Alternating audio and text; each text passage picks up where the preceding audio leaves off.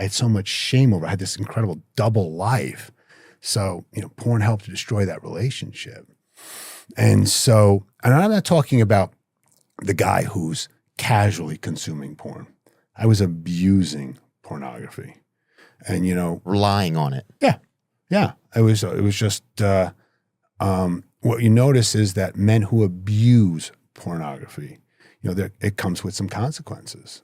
And, for me, pornography was this gateway drug, right? All those lines in the sand I had of behaviors that I would never cross over and engage in all got washed away. Really? Yeah. Pornography was a gateway drug that led to strip clubs, erotic massages, escorts, really dark, dark places.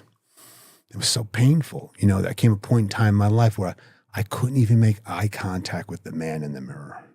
Really? Because I knew the truth. When I think about this journey, porn was like the culprit.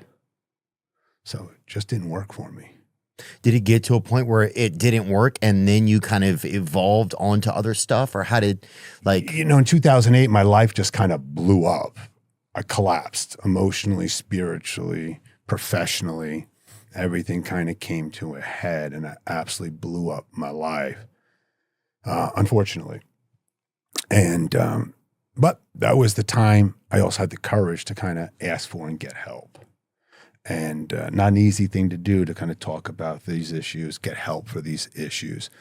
And it was hard coming out of the gates to get better from this stuff, Yeah, how'd you know? Was there like kind of a breaking point? If it's okay to ask you. Yeah, please. Thank you, bro, for just being so open and transparent about some of this, man. I think I was scared about even talking about this, not because I'm scared of I don't know. I don't know why I was. I don't know. I know you're such a, this is your world. And you care so much about helping people with this situation, man. So I don't know why I was. But did there come a point for you where it was just this is this is it, I think I knew I had to get help. I knew I was in a lot of trouble. I was getting the best help that was available, and I was still struggling. And not because I had a desire to get better.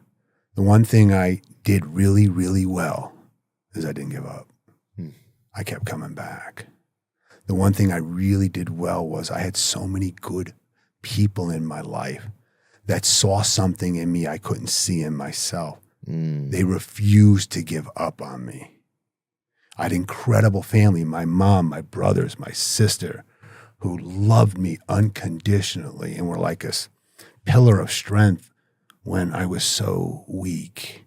So I was so lucky to have such good people in my life. And I had to fight for my recovery. It wasn't easy. It was not easy. I had to fight and fight and fight. But I'll tell you what, I never gave up. And I live a pretty incredible life today. Yeah. I'm married to a woman I absolutely adore, my wife, Jennifer. Best thing that's ever happened to me. She's an incredible, incredible human being. Amen. And has made me such a healthier, better man. I am so blessed for her. And we had our son, Theo, almost a year ago. We started a family and all byproducts of recovery.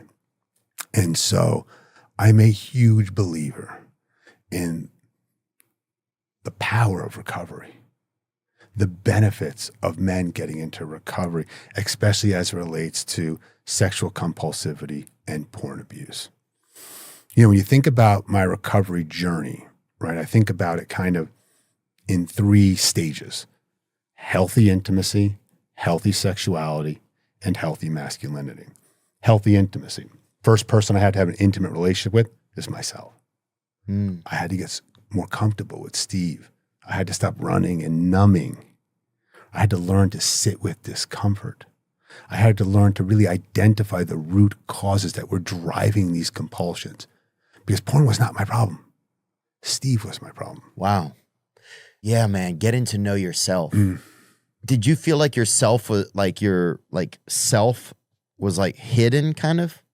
Or that yourself had never developed? Does that make any sense? Yeah, I think probably both. All I know is I was so uncomfortable in my own skin. You know, I suffered with anxiety. I suffered with depression. I didn't feel good about myself as a man.